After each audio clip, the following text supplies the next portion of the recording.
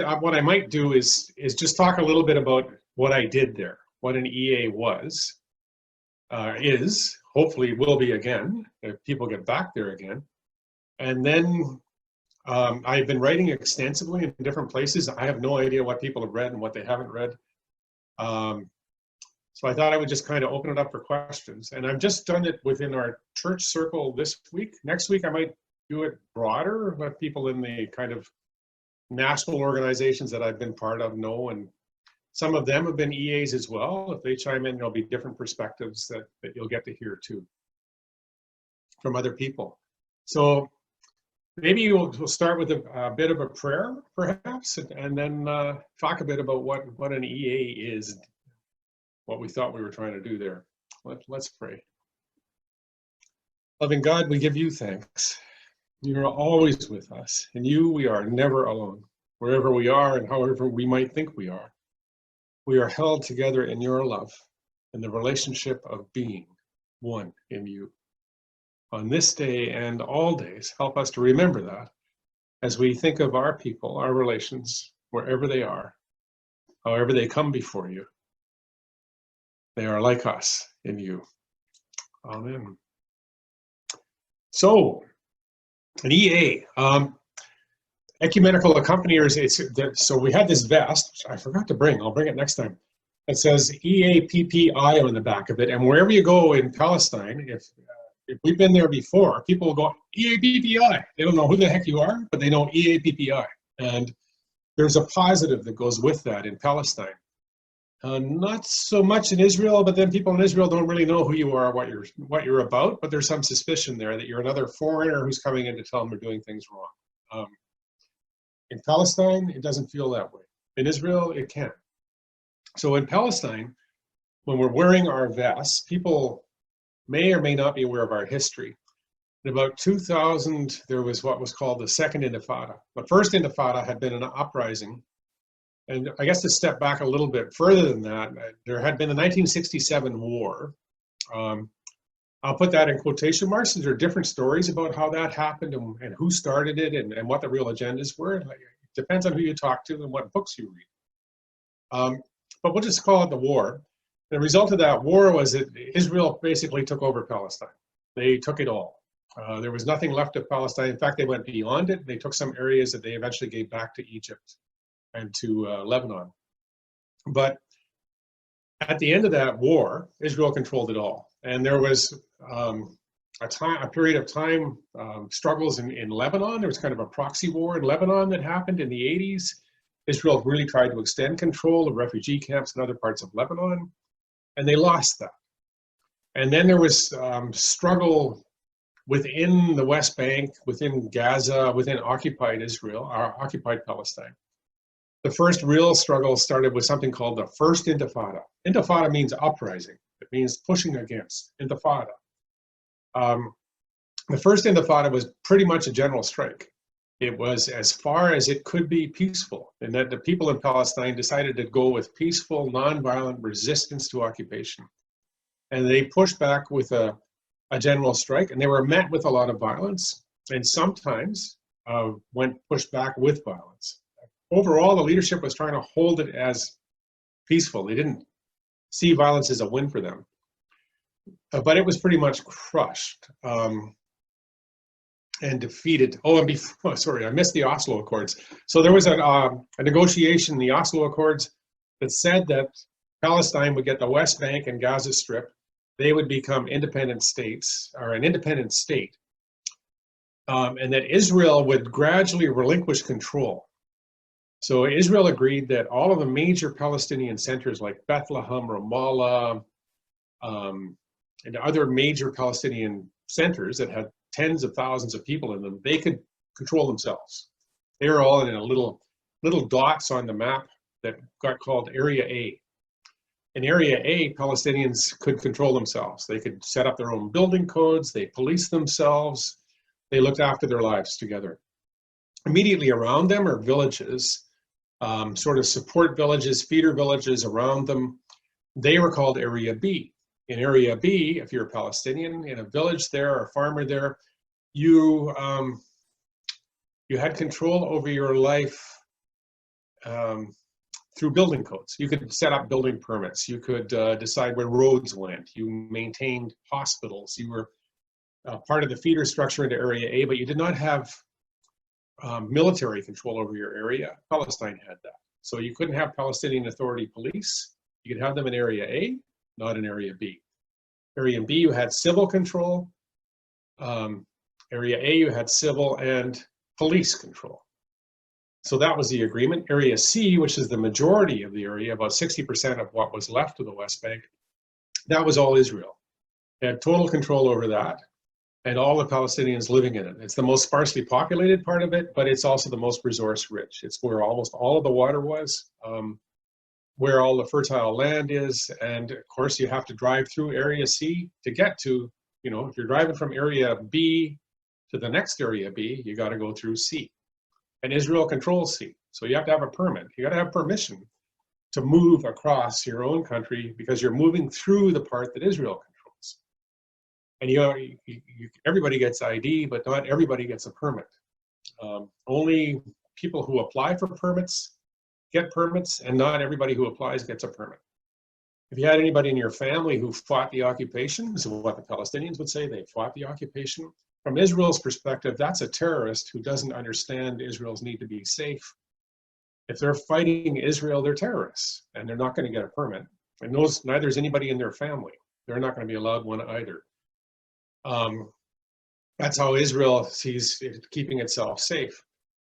The other part of the agreement was that Israel would stop trying to colonize the West Bank. Israel had been doing that, sending in people to go live in communities in the West Bank to take control of resources like water.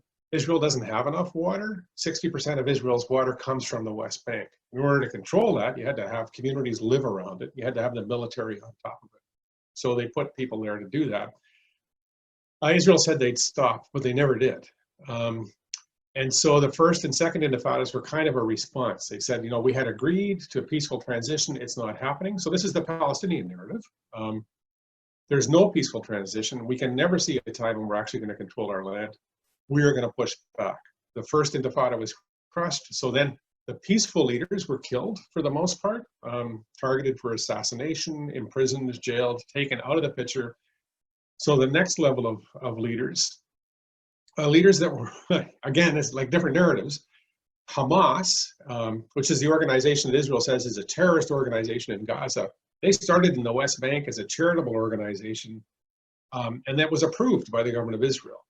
And if you listen to Israel's narrative today, they will say they need Hamas because Hamas stands in opposition to Fatah. Fatah is a Palestinian Liberation Organization. Well, Yasser Arafat's group. They basically control the Palestinian Authority in the West Bank. Hamas controls Gaza. But the last time they had elections in the West Bank, about 10 years ago, Hamas won.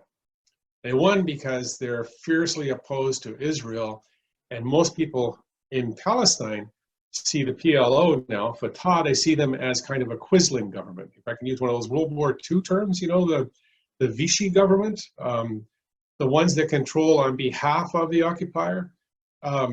Most people in Palestine are disgusted with their government, and they feel that they are actually just Israelis in disguise. They're making lots of money. Now, having served in government myself, I don't think that's too simple.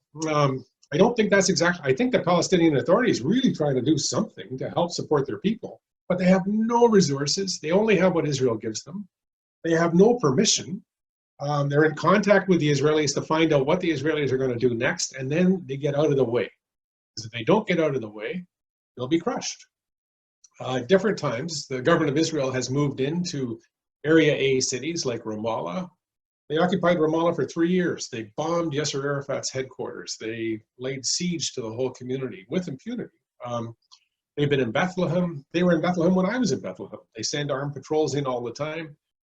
And so they communicate with the Palestinian Authority to say, we're coming in, get out of the way. You don't get out of the way, you're going to be a terrorist. You're a terrorist, we shoot you, we lock you up. So I think it's a little more nuanced, but most people who've lived under that occupation for so long, since '67, they don't see nuance. They just see cooperation and loss of power. So they voted for Hamas because Hamas fights back. Also, I'm told Hamas is there when you need them. They're there on the ground. They're there to help people. They build hospitals and schools and senior centers, and they try and encourage the community to support itself.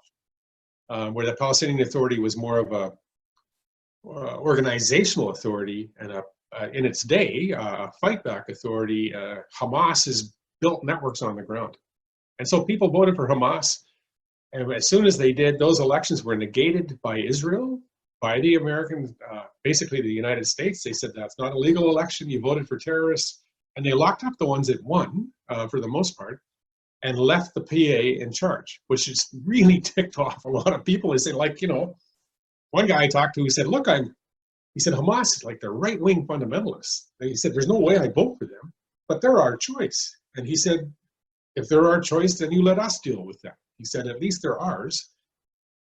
We get them in there, and then we get them out. We should be able to make that choice ourselves. So there's this little stuff going on. And what the government of Israel does, just read something about Netanyahu, who's a master politician, or master Machiavellian, I guess, who said that we need to have Hamas in power in Gaza because they counterbalance Fatah. They will always fight. They will never come together again. It makes sense for us to keep Gaza strong, even while they're, you know, sending out rockets and scaring people in Israel. So there's a little, like, the political situation within Palestine is difficult. There was a pushback against the Israel continuing to occupy the territory and not ever looking like they're going to hand it back. That's the Palestinian narrative, moving more to direct opposition and that being crushed. The Israeli narrative is that the Palestinians never accepted the Oslo Accords, never would have done it anyway.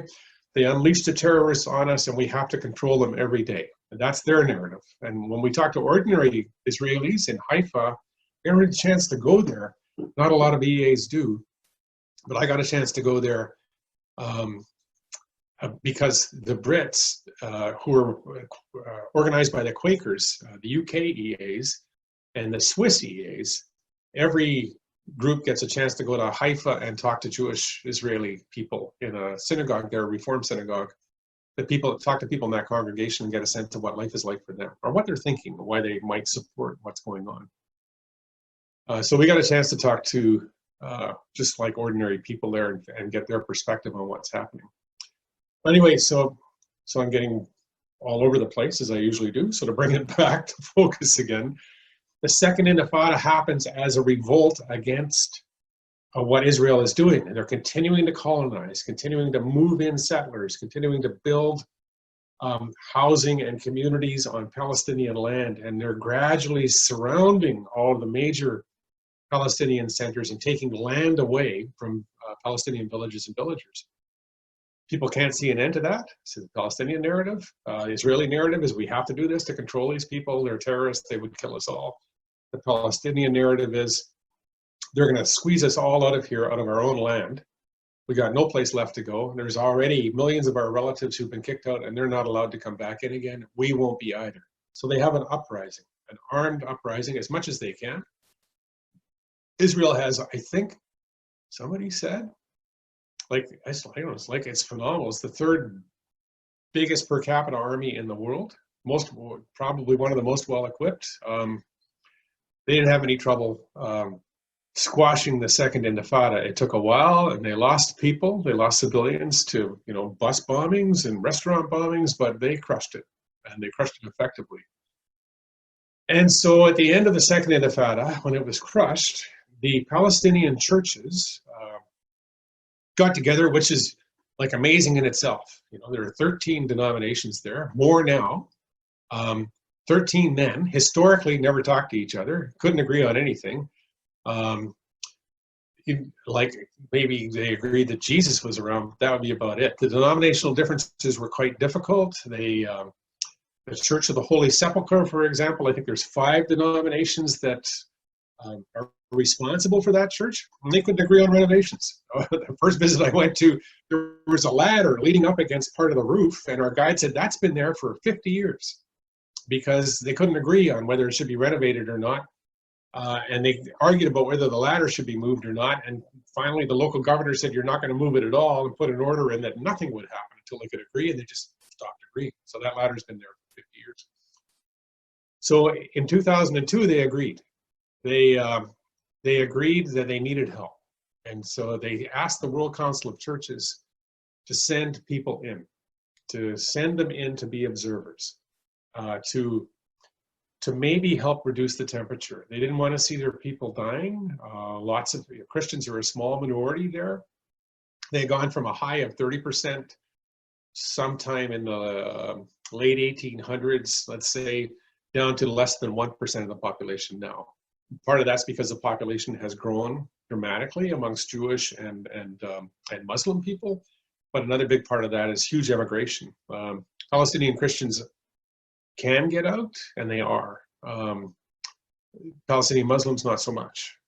So they asked the World Council of Churches to send observers. The World Council of Churches started this program called Ecumenical Accompaniment in Palestine and Israel, EAPPI, and started recruiting people to go for 3 months at a time. 3 months, partly because that's how long the visa is.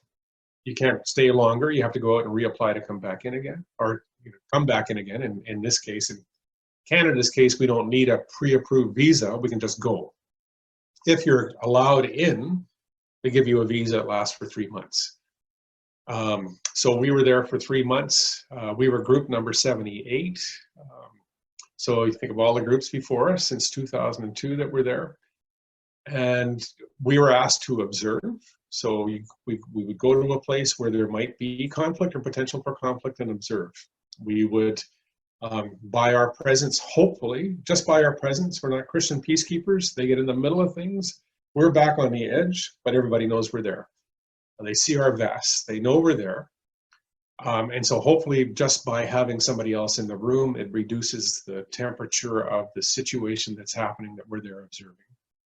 And we also would go to places where something had happened when we weren't there, interview the folk that were affected by it, not the Israeli military. They don't like to be interviewed, but we would interview the Palestinians that have been affected. And then we would file reports. Our reports would go to 50 different organizations, United Nations, Red Cross, different church organizations, different human rights organizations in the world. They would use our reports to get a sense and a handle on what's going on in Palestine, because EAPPI people are some of the only people on the ground in villages in Area C, which is where we were. And so we go, we observe, we try and be a thoughtful presence that helps people get a hold of themselves.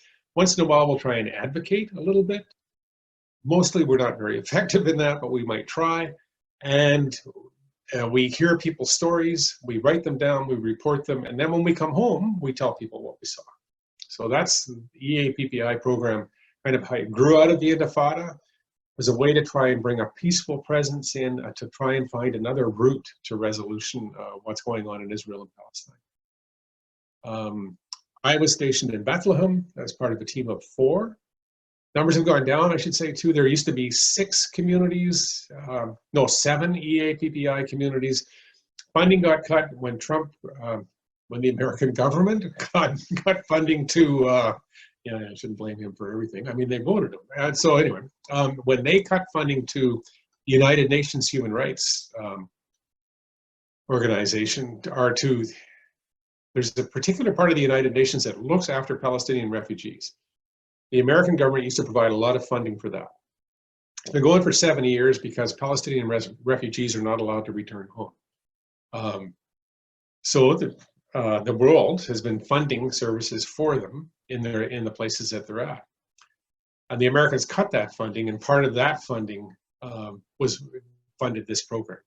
So they've reduced down from, say, 30, 35 EAs to 20 or 21, from 7 communities to 6.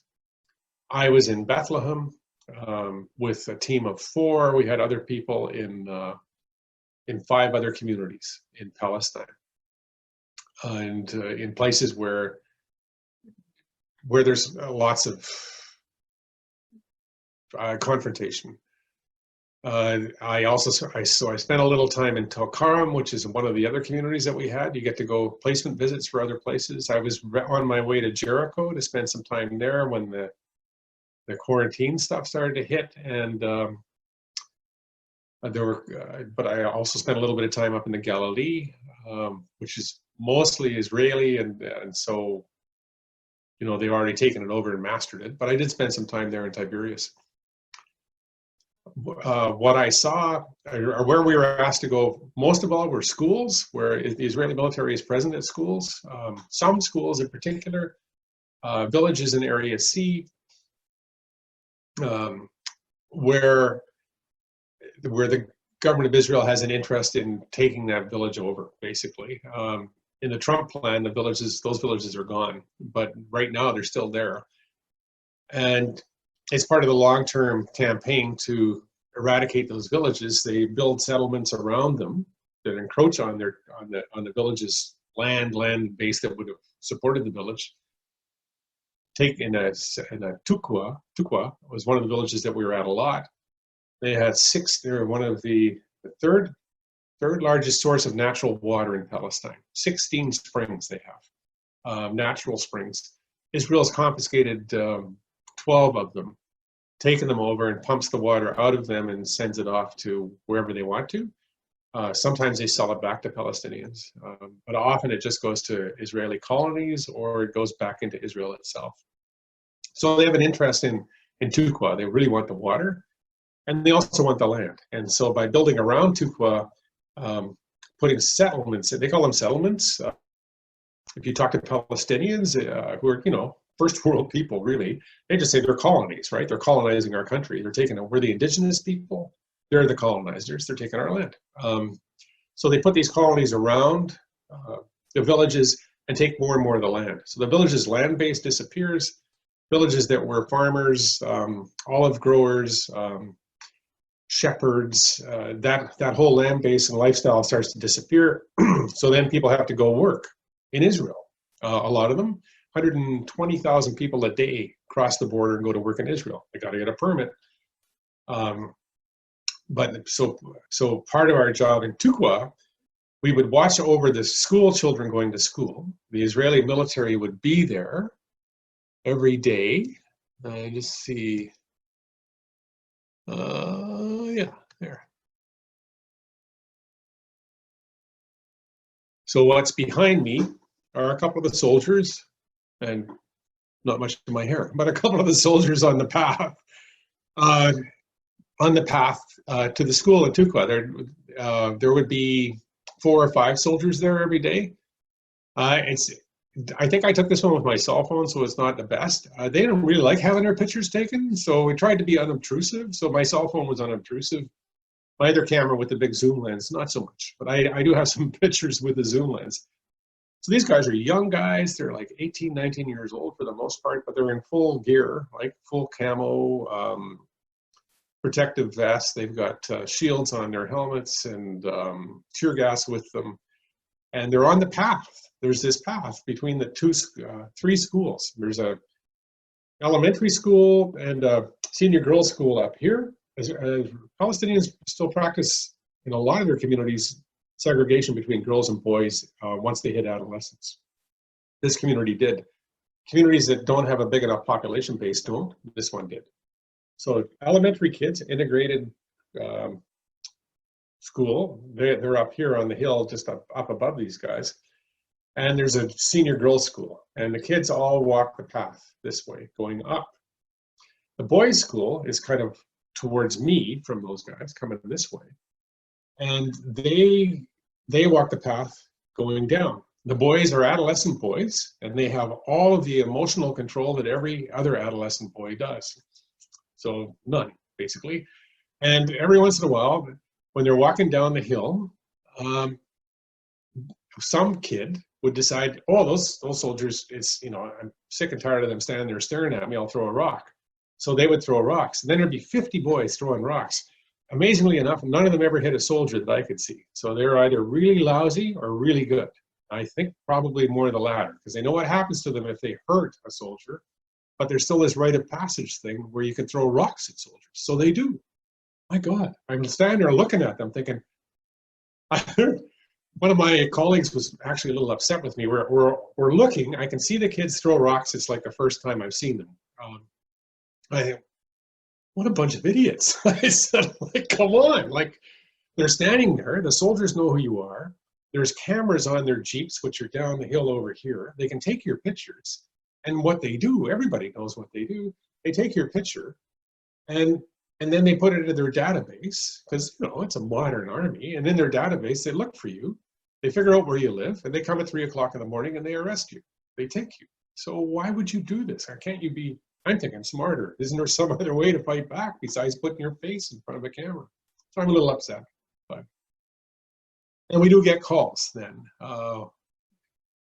Some, not as many as there are kids throwing rocks, but we were at, in that village, I think 4 houses. 2 of them would be boys probably around 16 years old, and 2 of them would be young men in their 20s, where the Israelis had come in at 3 o'clock in the morning and taken them. They send the military in.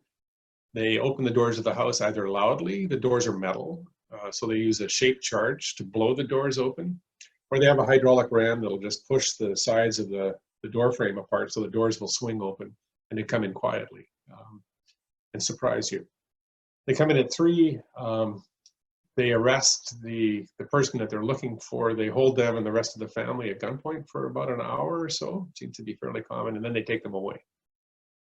And it's, you know, it might be the kid that threw the rock, it might not be. It doesn't really matter, because from the Israeli military perspective, the idea is to keep everybody off guard, so that you always know that if this happens, there's a price to be paid. Somebody will come. And so if you, doesn't really matter what house you go into, as long as you go into a house and take a kid, it's the message that comes out to the rest of the village. The message that if you push us, this is what happens to you. It's part of the way to maintain people in occupation, to stop people from taking maybe what the next steps might be. That's the theory. So we went to schools. We interviewed people who were family members of people who were taken. And we also went to the checkpoints where people cross to go into Israel to work, because they're allowed through very narrow portals, and there'd be thousands, like the checkpoint in Bethlehem, 12,000 people a day would go through, and they would go through between 4 o'clock and 7 o'clock in the morning, because they had to catch buses on the other side to get to Jerusalem or to Tel Aviv. And so we would go there and be presence there, and some days it was smooth as glass, and other days people were packed into very tight corridors, and people were crushed, and ambulances came, and we would phone a human rights line to see if we could get some help.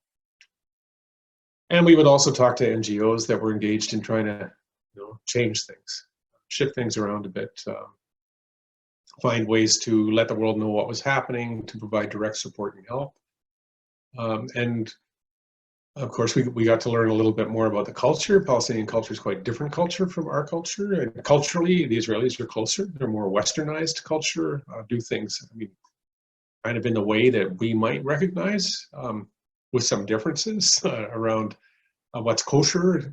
Kosher is a big part of culture there. Not a lot of, I mean, the majority of Israelis are not religious, but the kosher laws and religious laws still rule their lives there.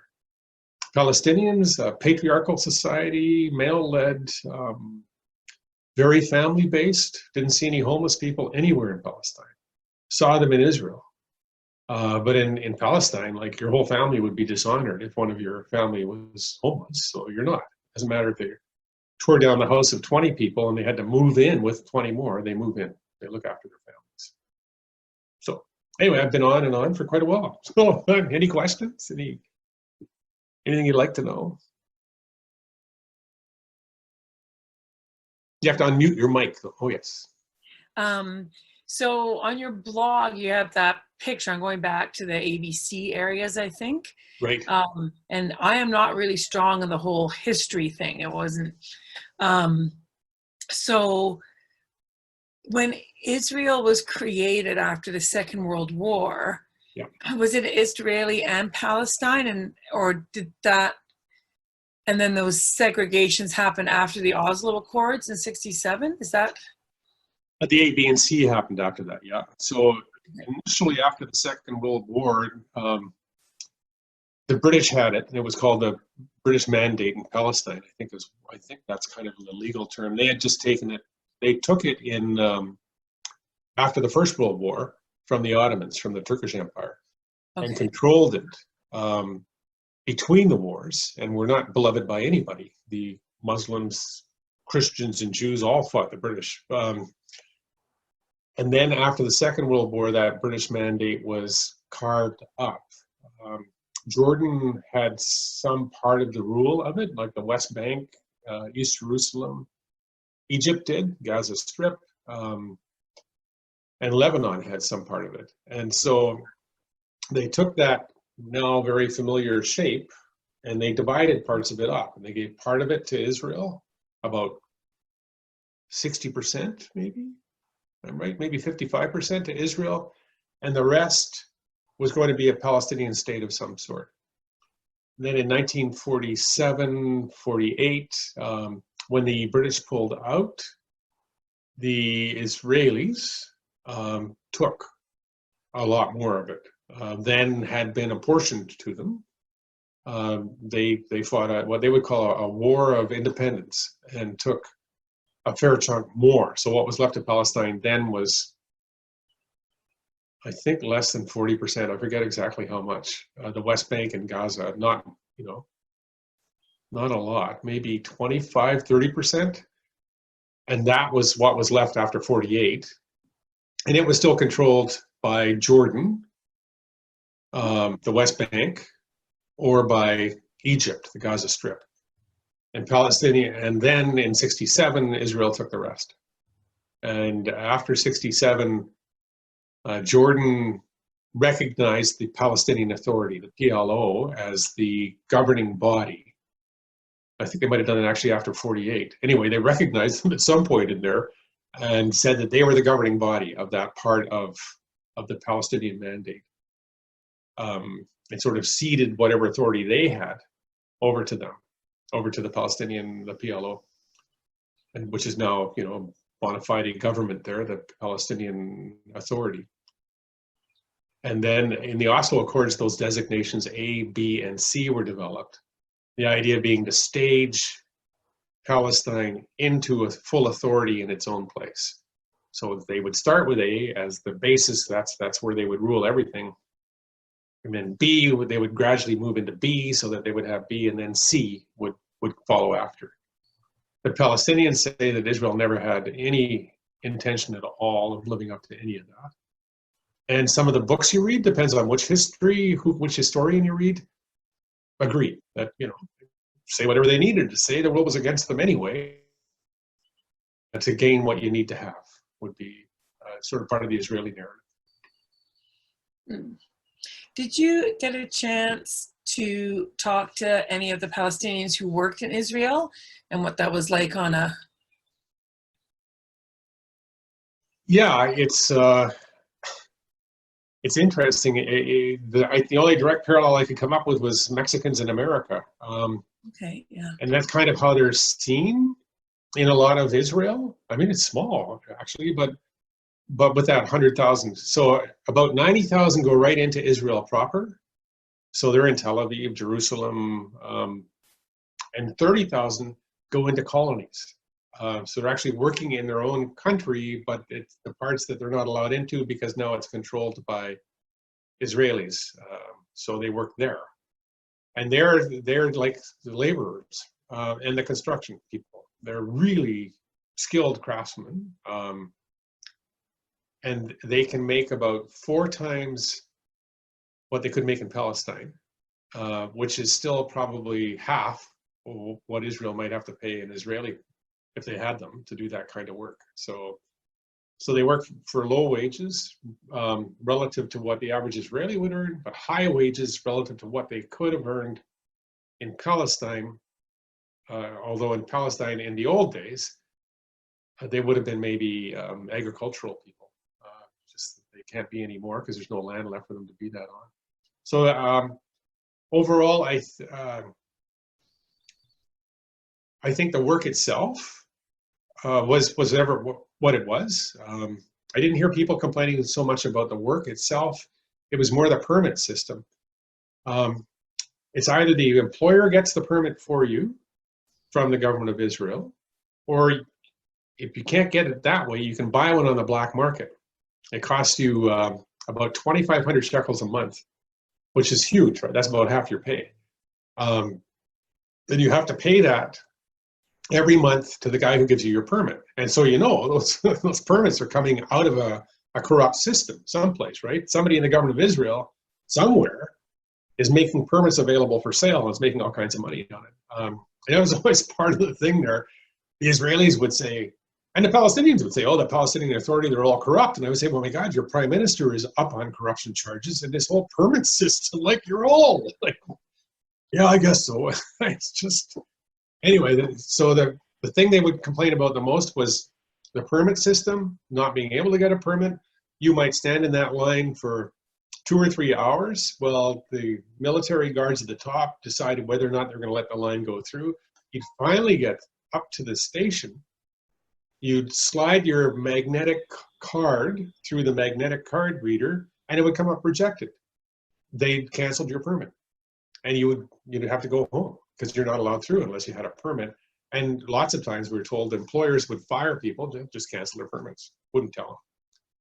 They would just finish it.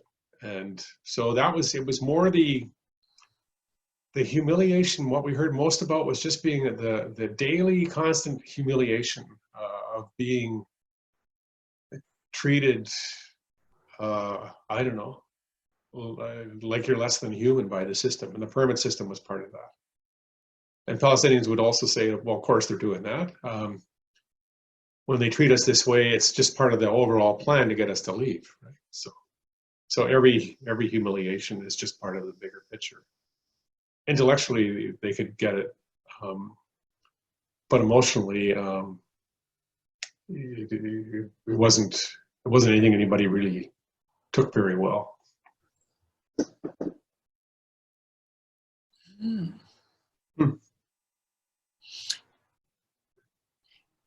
I'll keep talking unless someone else go yellow. Somebody else will do it, I'm sure, if they need to. Yeah. So when you are working as a Palestinian in Israel, do you have any interactions with other Israelis, or is it still even, like, is there any sense of communication at all at any point? I'm not so sure about, like, on the job. I assume there must be some. We ran into a lot of Palestinian men who spoke Hebrew.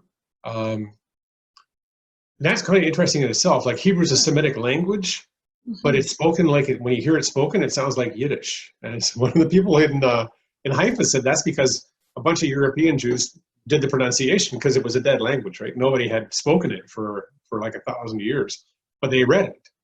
And so when they decided they were going to revitalize it, it was Yiddish speakers who revitalized it. So although the words are all like, they have similar roots in Arabic, they don't sound anything like Arabic, but a lot of the men could speak Hebrew, and the reason they could is because about, I don't know the exact stat. So this statistic gets to that one. The statistic is that 70% of Palestinian families have some family member who's been in an Israeli prison. That's important because the European Union and Canada have said, we're not going to give you funding. You can't be funded as an NGO if someone in your family, someone in the families that you serve has been a terrorist. And of course, anybody who's been in an Israeli prison is a terrorist. So there's a really large part of the population, I think it's like 20% maybe, have been in jail for long periods of time in Israel. Some of them are just in administrative detention. That means they get picked up, they're in jail for 2 years, they don't know why. Somebody's filed a report about them, they've been identified as a leader, who knows. And they learn Hebrew when they're in jail. And so they can converse with ordinary Israelis who speak Hebrew. A lot of them don't speak Arabic, but they do speak Hebrew. So there is conversation. One of my team members, a young woman from Sweden, so a lawyer in Sweden, wanted to be an EA because she had lived in Israel for, I think, 2 or 3 years. She had an Israeli partner, and then the relationship broke down. But she wanted to see it from the other side. And so she became an EA, and she could speak Hebrew. And she was really nervous about speaking Hebrew with Arab, Palestinians. But there were 2 or 3 occasions. The very first visit we did, we were helping a guy plant olive trees to replace some that had been cut down by settlers 12 years before, actually. But anyway, he thought if he had the EAs there, he could plant them again. So we're there helping plant them, and his brother's there. His brother's been in an Israeli prison because when they came to demolish his house, he wouldn't let them. He stood in front of the bulldozer, so he got 5 years for that. And his daughter, who was, I think, 16 at the time, got 6 months. While he was in prison, he learned how to speak Hebrew. And we were having a bit of a conversation there, and my friend, my teammate, said something in Hebrew, and he just lit up. He said, "That's something, you can speak Hebrew?" He said, "You can speak one of our languages?" "Oh, that's great." And they had this incredibly good conversation. And she said, "Well, I'm really worried. Like, should I speak it? It's the language of the occupier." He said, "No." He said, "It's one of our languages." He said, "This is a land with 2 peoples." He said, "But one can't survive without the other one." He said, "One might be the air and we might be the land, or the other way around." He said, "But this is our language too." That was amazing, I thought. Yeah. So there is and we found that again. Another guy we talked to who was a general in the Palestinian Authority Ministry of the Interior, we had this conversation with him about, why does everybody say you're corrupt? I don't know, just how easy is it? What's it like to be a government there? And he was being fairly careful in his answers. I mean, we weren't in a public place. It was just him, our driver, who was his nephew, his other nephew who was interpreting, and then 4 EAs. But he was careful. And then again, my teammate said something in Hebrew, and he just lit up. He said, "Oh, you speak Hebrew?" And off they went, and they had this incredible conversation, and he changed completely. It was such a gift that one of us spoke a language that was one of their languages. So there's that, yeah. There's that too. So yeah, it's interesting. I mean, both of those situations, it came out of being in prison, but they still saw it as their language, one of that came from their place. That was, yeah, interesting. Yeah. Yeah, those were hopeful moments, actually. Is it hopeful because people were able to talk to each other? Because that always seems how the only way you're gonna figure anything out. Yeah, there were. I mean, I'd written on my blog about the. Is it the parents? The parents. It's the organization about that families to families. I forget the exact name. It was people who had lost their children or their siblings in the conflict, and they formed an organization where they just talked to each other. So first the parents, they started this organization, and the 2 people that came to us, one was a mom whose son had been killed in Lebanon, Israeli. The other was a woman who'd been like the mom. She was the oldest, and 2 of her brothers. One had been shot by the Israeli army, and the other had gone into steep depression, and she's, committed suicide not too long after that happened as a result of that. And they were in this group, and they talk to each other about first of all, their common experience of grief and what that's like for both of them. But now the work they're trying to do is to bring people in who maybe haven't had that loss experience, but to hear each other, be in conversation with each other. And they're really, really working hard at that and having, I think, quite a bit of success at it. But civil space in Israel is shrinking right now because the governments that they're electing are running on really hardline platforms. And so if you're working for peace and for conversation, if you're an activist in Israel like that, there's less and less opportunity to get in and broker those conversations. But you're right, when people can hear each other and listen to each other as humans, the stuff starts to break down. It's just there's so much fear and literal walls, right? I mean, there are walls put up. One farmer would fight back against an Israeli chemical plant, which had been put beside him in the West Bank because it was illegal for that chemical plant to operate in Israel. It had to leave, but there's nobody who can stop it in the West Bank. So he's fighting its fallout with his Israeli neighbor, and they're both fighting, and they have some success, and then they put the wall up. And now he doesn't see his Israeli neighbor anymore. There's no common ground for them to work on anymore. Hasn't been since 2002 when they put that wall in place and took a good chunk of his land while they were doing it too. So there are points of intersection, and that wall, from my perspective, I wasn't there in the Intifada, but from my perspective, it's doing far more harm than good. It's entrenching positions of fear when they could be doing things differently. I think. Well, that's the idea, isn't it, Keith? Fear. Yes, seems like it everywhere, Sharon. Yeah. Yeah, and that's more about the politics of control again, I think. I mean, I don't know how cynical to be about leaders. What I try and do is think, so what was their formation like? I think of those early leaders in 48, the Jewish leaders, and think of what the world they had come out of. They knew that if they didn't take charge and take control and fight with everything they had, they would go right back to where they were. They knew that. Now, I don't know that, but they did. And that was their reality that they were in, and it would excuse almost anything, I think.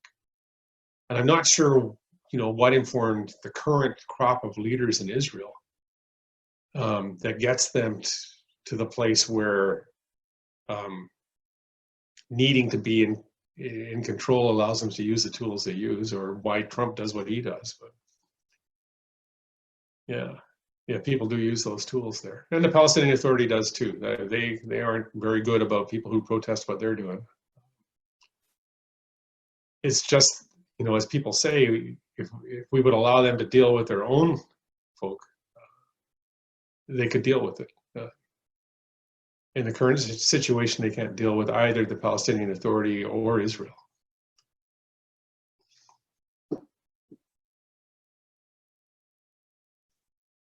So you mentioned how important families are, like the lack of homelessness as well. Do you get to go into Palestinian homes? Like, do you? Oh, yeah. Yeah, when I came back, I wanted to change my house. For sure, my office. Like, where you go into a Palestinian office, the mayor's office or the headmasters in schools are like key positions. It's they carry their authority. Then in the office, you have the desk. It's a big desk. And then extending out from the desk on both sides are chairs and couches. In front of them are coffee tables. And so you have this U that leads up to that desk. And you're in that office. You sit down. The very first thing that happens is somebody comes from someplace with coffee. Little shots of coffee, very strong little shots of coffee. Two of us didn't drink coffee, so I got a lot of coffee. And then that's followed often by a fairly large cup of hot, sweet tea. They boil the tea and the sugar together, and you have that. And it's all about being welcomed into hospitality, right? I mean, the hospitality is there, and people are kind of offended if you don't accept the hospitality. So I had to sneak drinking somebody else's coffee. I think they saw, but they knew that we were trying not to offend them. So, and it was always about hospitality and conversation, and the same in houses. If you go into anybody's house, they have a room. It's kind of like a living room, but not, there'd be no TV in that room usually. There'd be nothing else but people, and making it so the room would have all the way around the room, there'd be couches and chairs. There'd be nesting tables someplace, so you could pull them out and put them in front of whoever happened to be sitting there. Be a bigger table in the center, and that's where the food would be, because they would always bring food. And it was always about hospitality and telling, and then you would be in conversation. Usually we're there for a purpose, to find out about the break-in or find out about the destruction of the olive grove or some kind of heavy purpose. And people, this guy's house, they had destroyed his road. He paved a road, a very steep road on his property, and he paved it. Didn't get a permit, so they brought in a bulldozer or a front-end loader and they destroyed it. And so we're there to take pictures and report. And he's hauling these chunks of pavement out of the way. And we're talking to him about, when they did it and what happened and how many people came and how many Jeeps there were, because you need that. And he's telling us, and then the next thing you know, his wife's coming out of the house with a tray, coffee, tea. It's like, it's just endemic in the people. They could not imagine, I think, another way of being except of being in a relationship. And it was such a gift to see that kind of community function in that way, even under I think maybe that's what gives them the resiliency they have, is that they're always connected somehow. When we were in military court, like, it was just a farce, right? I mean, they had this trial, but everybody knew these guys were going to be convicted. As a military, and the military picked them up and charged them. They were, of course, going to be convicted. So there's 4 guys in a dock, all on different charges, and they would bring their families in for 2 or 3 minutes, well, 5 minutes maybe, so to see this trial or this decision from the judge. Usually it was, yeah, you're going to be in prison for another 6 months until we have a date for you. And so their families are there. 3 or 4 members of their family are there to watch this decision happen. The prisoner in the dock, of course, is the one that the focus of the prosecution and the defense and the judge is on. He's not even paying attention to them. He's turned around talking to his family. And they're talking to him. And they're having a great time. They're having a good conversation. They're laughing and smiling. And every once in a while, the judge will get the attention of the prisoner. He'll look back and go, yeah, okay, what do you need? And then back to his family right away. So it was about the relationship in the family. It was about the joy they had for each other. And even in the middle of that, like, he was going to go back into that prison. Ophir prison is not a place that anybody speaks highly of. He was going to go back into that situation. But for those moments when his family was there, he was in a different place. It's quite a thing. There's bad stuff with that. We talked with a couple of different organizations about patriarchy in hierarchy and what that's like to be a woman in that place when it breaks down, when the patriarch of the family is abusive and negative. What is that like for women? And there are organizations working within the culture in Palestine and that we're funding actually as a church, some of them, to try and help shift that pattern as well. And overall, I mean, I think it's part of the glue that holds them. So.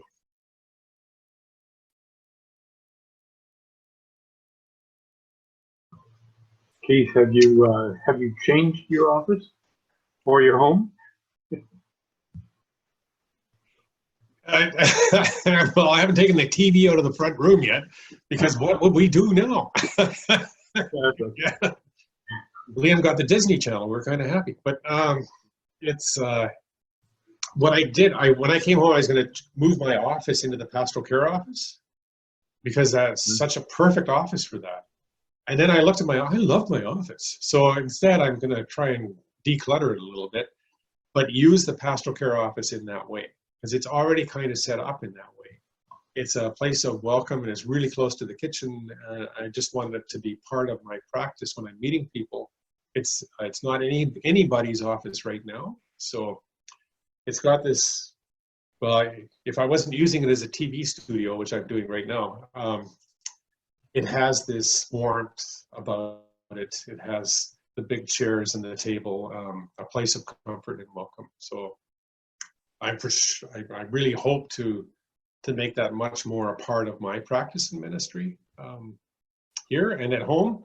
If we can ever have people over again, yeah, change the living room for sure. Yeah, if Laurel lets me, of course. Yeah. Did you make like a connection with any of the people that you'll continue on with here? Like, Yeah. I mean, a few of them are my friends on Facebook. Our driver, who is really our interpreter, our cultural interpreter, our guardian, uh, he's 27 years old, but his uncle did the job before he did for 15 years. Mohammed's been doing it for about 3 years. And he was the guy, like he had his ears on the ground. He always knew what was happening. I mean, big family. And, so he had family members all over the place. They would call him, or he would be alerted by, we got more alerts by Facebook than just about anything else. Somebody would post a flying checkpoint on Facebook and boom, you knew what was happening. You'd go there and see what was going on. So him, I'm still in contact with. We have WhatsApp, where we were in conversation. He and I and the other 3 members of my team are still there. We didn't get to hand over to another team. We were just pulled. Normally, like we were handed over to, we didn't get it. We just had to leave. We didn't even get to say goodbye to a number of the people that we were in really good relationship with. A few of them are my Facebook friends, the ones that are on Facebook. And so I see some comments on one of my posting once in a while. Like, don't forget this story. Okay, I'll tell that one too, don't worry. So,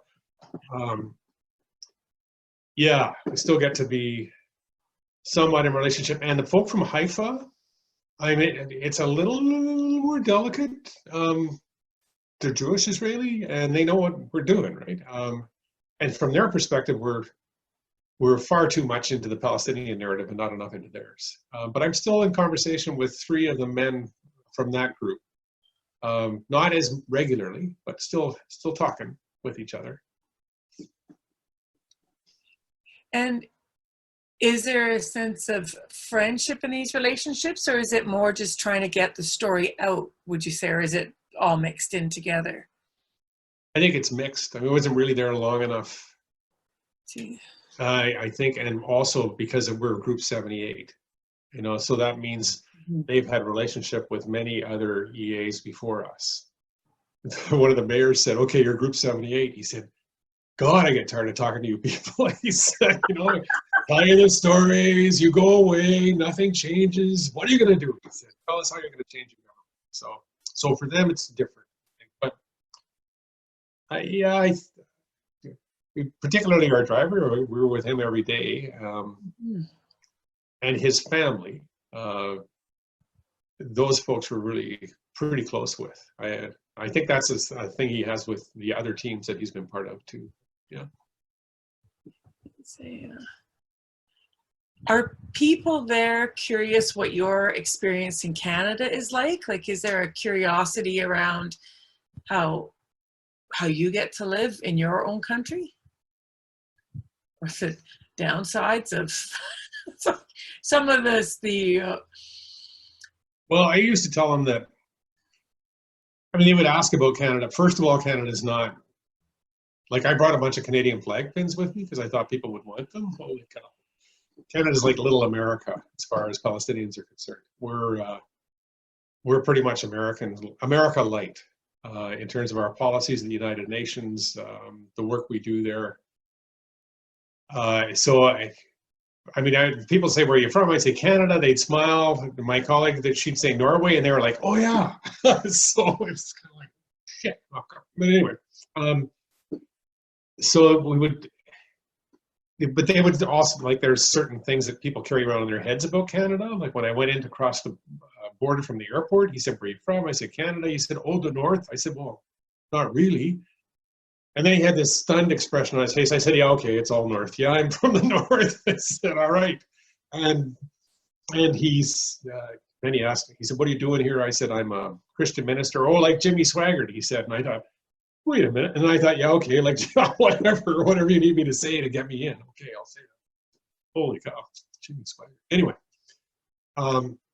so there's an image that people in the world have of Canada, like the geographic image, which is cold and north. There's an image that Palestinians have of Canada, which is, America itches, you scratch, or whatever it is, that we can't tell where one stops and the other one starts. And then I'd also say that part of the reason that I was called there, I thought, was because it was so much like us. In that Palestine, if you hear the narrative from a Palestinian perspective, they will tell you that they're an indigenous population colonized by a European population. And I said, yeah, it's, that's pretty much my country. It's just that I don't see it because it happened 200 years ago. But here it's like happening right now. And although our occupation sometimes becomes fairly brutal, most of the time it's much more subtle, and that we use law. And Israelis are big on law too. They like to use the law. Everything can be fought in Israeli court. You can never win, but you can always fight it in Israeli court. Even if you do win, the military can overrule it on the grounds of safety. And in Canada, pretty much the same. We can fight it in court. Indigenous people can win rights in court, and we'll still push the pipelines through and send the RCMP in to arrest them. So I talked to them. I said, part of the reason I'm here is because it's much easier for me to see me here than it is for me to see me at home. I get a clearer picture of who we are and what we're about from here, and they got that, I think. And it was okay. I mean, Palestinians, much like I find many indigenous people here, would say it's not like we want people to, well, not all Palestinians and not all indigenous people, but they would say it's not like we expect anybody to get up and leave. It's just that we have to figure out how to do this differently. We have to do this better. We have to do this in a way that respects the rights of everybody here. We all want the same things. We just want to feed our families. We want to be safe at night. We want to look after our kids. That's all we want. And that's what we should be able to have. And I've heard indigenous people here say that. I've also heard some Palestinians say, as soon as you people stop subsidizing, they'll leave, because they couldn't afford to live here if they had to pay the full cost of it. And, in some ways, I guess that's true here. We were subsidized a lot by the wealth that we've taken. So, I don't know. It's difficult being a Canadian there, or a North American, because we're much, from my perspective, we're much closer to Israel, maybe that's why our government is, than we are to Palestine. Can I put a question to you? Sure. I wondered about the idea of boycotting Sabra Hamas, and as opposed to, purchasing the dates, and do these economic things, do they tip the balance in any positive direction, or do you think that they're a waste of time, or what do you think? So it's still a big debate in the church, Larry, and elsewhere. Israelis really run a really incredibly good campaign. They're like somebody who's run campaigns. I'm just totally impressed at their ability. So from that perspective, they would say that if you're boycotting Israel, it's going to lead you into anti-Semitism. If it isn't a direct anti-Semitic act itself, it's going to lead you there. It's going to put you into a mindset that accepts it. So, well, it's different. Although what they're doing is actually a crime in the law called apartheid. Like, there's an actual crime in international law called apartheid, and that's what Israel is doing. And people are trying to get them charged on that. So, but it's different in that, in South Africa, it was a white population oppressing an indigenous population. You could clearly see them. And we've come out of this situation where Jewish people have been discriminated against violently and virulently for 2,000 years. And so I think we need to be really careful about what we authorize, because some of us will just take it and run with it, and it'll support everything we ever thought. And so I think we need to have some care and some thinking about it. We need to be really careful about what we do. As a church, we've decided that we will say that anything that comes out of the occupied territories, we boycott, because it's illegal. It's not legal for that chemical factory to be producing products First of all, it's not their land. Secondly, they're killing, like the cancer rate in Tulkarm is something like 10 times the cancer rate anywhere else there. Like they're doing it illegally on illegal land. We're not going to buy that product. That's very clear. Products of Israel, I don't know. Many people think it's a good idea, and I know that Israel is living in fear of it because they're fighting it so hard. And so I think what happened in South Africa, and say with grapes, remember when we were younger, a little, we can all say hopefully we remember that. My kid doesn't know what I'm talking about, but grapes. United Farm Workers, probably in the end, not that many grapes were boycotted, but what happened was there was a huge shift in the mind of the culture around it. Who's picking these things? How are they being treated? What's going on for them? And I think that's the key around the boycott stuff, is that it doesn't matter if nobody ever decides to boycott Israel. If the conversation's out there and people start to think about why they might need to, that's what Israel's really worried about, is changing the mindset of the world. Who's the victim and who's the oppressor? That's really what's going on, is changing the narrative of the story. And to say that, it's a lot grayer than it's been looking. And the boycott conversation, I think, changes that. So personally, you know what, as much as those women that I talked about, the parents women, they said, support us all. Just tell everybody, don't boycott us, support us. And tell everybody that we are one people. That's what they said. I get that. They're learning how to be one people. But I don't think the government of Israel feels like that. So I would, personally, I'm part of I'm not buying anything from the occupied territories. And if I see something that was bought in Israel, I have a real hard time buying it. But the key would be for the government of Israel to know.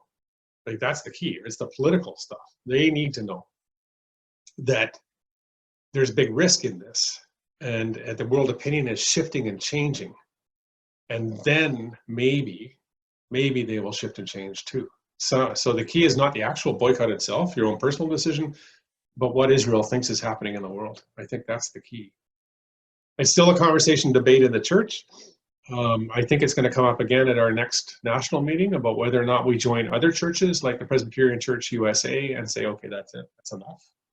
We're not going to have, we can't support purchasing products from a place that uses the profits from those purchases to do what Israel is doing to Palestinians. Can't happen. We're not going to be a part of it.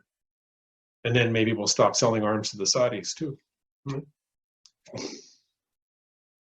is something Israelis are always on about. So why are you here? You could be over there in Saudi Arabia. Why don't you try doing this in Saudi Arabia? I said, well, I don't think there's a Saudi Christian church that asked me to come. But I guess if they did, I might. I don't know. There's certainly Christian peacekeepers in other places, including Canada. So right now, it's just the Palestinians that asked us.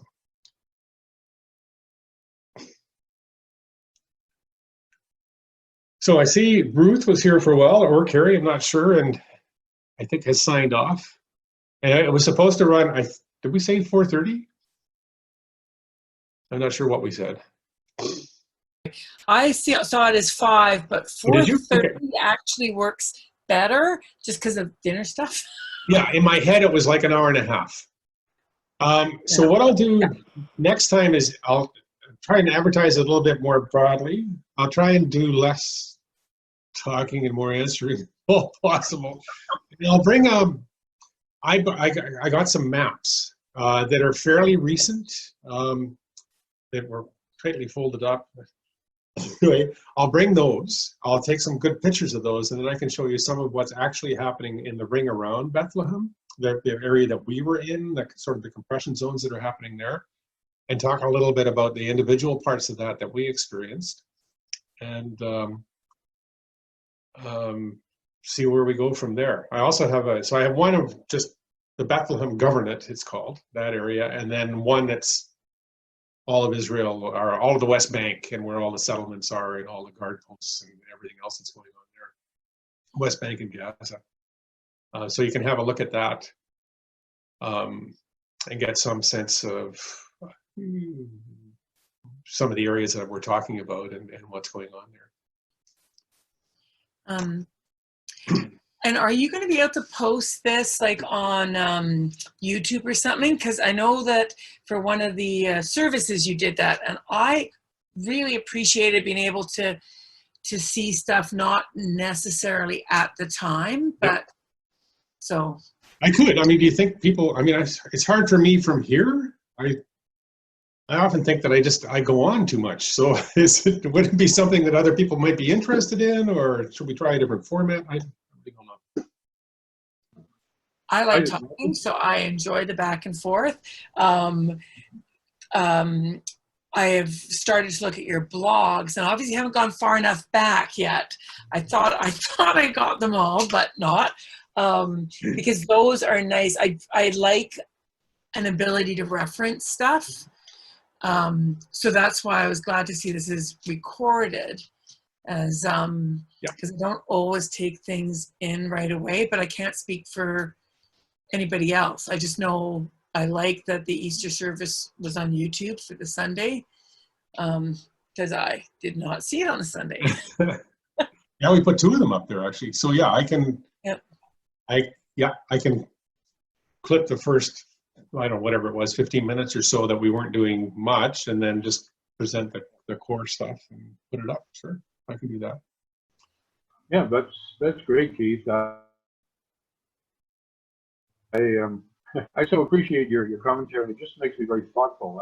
I thought about you a lot when the whole web selecting thing blew up here in January, and I thought, oh, okay, there's something similar here, and Yeah. Wondered what your thoughts would have been if you had been here. I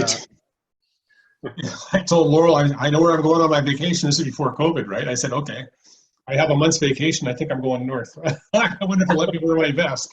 I was just like, yes. And then, it's all the same stuff. And it's one Palestinian farmer said to us, and I said on my blog on one of my Facebook posts, he said, this isn't, the Israelis, right? He said, they're just the tool. I'm sure, like every time an Israeli reads that, they must be just going nuts, especially Netanyahu. But he said, they're a really good tool. They're really good at what they do, but it's not them. It's the world capitalist system that milks us like cows. And he did this. He said, that's all they're doing. They're just milking us like cows all the time. He said, the only way we're out of this is stop feeding that system. Stop buying what they produce. Stop allowing them to have the control they have. And that's the only way out. He said, it's not the Israelis. It's the ones behind. And so that's here too, right? I mean, the whole pipeline thing it's all part of the same stuff. It's all part of the big picture, and God knows there are enough people that think there's a conspiracy out there. I just think it's a system. It's a system that we've allowed to evolve by not thinking too much, and now we're starting to think. And this whole place we're in right now, like we were experiencing life in a vastly different way that was impossible. Like there's no way that the government was going to shut everything down and support us all. What do we think? You got to work for a living, and you don't get anything on your table without working for it, and that's how the world has to work, and it's tough, but suck it up and get out there. And now it's like, okay, 75% of your pay, boom, here you go. Oh, we weren't paying you enough. Okay, we'll raise your pay. Raising somebody's pay to $30,000 a year for working, looking after our seniors, it's just reprehensible. But we can do it. And so we're in a big shift right now, and there's some hope for all of us that we can shift out of this system that we think we're stuck with and stick ourselves with something else instead. You never know. Mm-hmm. 2,000 years, maybe it's time. So my point in saying this is I'm interested, and even if I don't always speak up, I'm thinking. Okay. And really appreciating your input. Thank you. And are people on Facebook here? No, I'm not. Okay. no. So what I'll do, I mean, Linda mentioned this before. I've done about 5 or 6 Facebook posts, probably more than that. Some of it recaps my blogs, because what I did was I tried to friend as many people as I could. My whole idea was just to get this information out as I could. Yeah. And so I blogged a fair bit on Facebook. Maybe what I'll do is go back to those and capture them, even though they restate some of what my blog said, they do it in a different way. And I'll put them up on my blog. Yes, that would be great. And then you can see the writing there that I've done, and I'm reflecting in a little bit different way, because I'm thoughtful about the audience that I have, which is, I think, a different audience than the one that I had on the blog. So I'm trying to make this a language that opens people up to hearing some of the experience, some of the stories. I just feel like I've been given these stories to bring home and try and help people hear them. So I'll do that. I'll put those on the blog. And then I'll keep trying to add more people to my Facebook list so that I can get those people too. Try and get them to listen. Add me. Ask me to be a friend. Okay, I'll friend you. Yep. Thanks. So the blog you're talking about is the Faithful Witness blog? Yeah. Yeah, that's right. I'll put stuff up there. I also wrote, like every day, I wrote a synopsis of the day. And I did about, oh God, it depended on the day. Sometimes I did 5 or 6 pages with pictures, and I sent those out to another list of people that I thought I would not overwhelm. Plus, it was iffy when I was there. We're always worried that we might get kicked out. Now, that happened once in a while, but not too often. Once you're in, you're usually in. But worried that we might get kicked out, and also worried about sharing too much information about our activities so that they might just turn up, and say, oh, I guess, read your blog, saw you were going to be here, thought I'd arrest you, or something like that. So we didn't want to spread it out too wide. And we didn't want to, even though I didn't identify anybody in those, we didn't want to put anybody at risk. Sometimes, like there's a home demolition, you'll see, I don't know if I talked about it on my blog, the home restaurant demolition. We took pictures from across the valley because the team had been there the day before. I'd been somewhere else. I think I was in Jerusalem that day. Anyway, they'd been there. The military stopped the car and they pulled the 2 Palestinians out and they questioned them for about an hour. And we were worried that because if we went into that to be a direct presence, the Palestinian, our driver, might go to jail. So the same thing with what I was writing. I didn't want to put Palestinians at risk with what I was writing. So I had this daily thing that went out, and I've been drawing from that some of the experiences that I had every day that didn't make it into my blog because I didn't want to identify people that closely. Now that I'm out, I'm still careful, but there are some people that were good. They said, yeah, tell people who I am, what I'm doing, and so I'm doing that. I'm not as careful. There are a number of EAs who aren't allowed to go back to Israel because of their advocacy afterwards. And so I had to decide that it was more important for me to share these stories than for me to be able to go back to Israel under the current regime. I just hope that there's a regime change at some point so I can go back and see those people. But my assumption is if I try to get in there again, given the level of presence that I hope to have, they're not going to let me. But oh well. That would mean that I might be having an effect someplace, so that would be okay too, I guess. So yeah, I'll do those. I'll get those there, and I will continue to draw from those other ones to write more. And from now on, I'll post in both places. I kind of thought most people had already seen it, but now I'm starting to see no, probably not. Okay, I'll post on the blog as well as Facebook and keep them both. Great. Yeah. All right. Well, thank you very much. We will make the next one an hour and a half. 2-state or 3-state solution. That's for next time. Oh, 1 state. Personally, I think everybody, the Jewish Israeli peace activists and the Palestinians, 1 state. The really angry Palestinians, 1 state. Most of the Jewish people will leave if you stop supporting them. The really angry Jewish people, 1 state. The Palestinians have to leave. There's a whole policy on the part of the government of Israel. It's called the Judaization. and Samaria, which is what they call Palestine. And they want to Judaize it. That's their policy. I mean, it's a political party's policy, but the government has started to pass laws that support that policy. So and the narrative is, you know, there are 50 million Arabs all the way around us. They can go live with them. They've got relatives there and family there, and they should move in with their families and get out of here. This is the only safe place for us. So that's their narrative.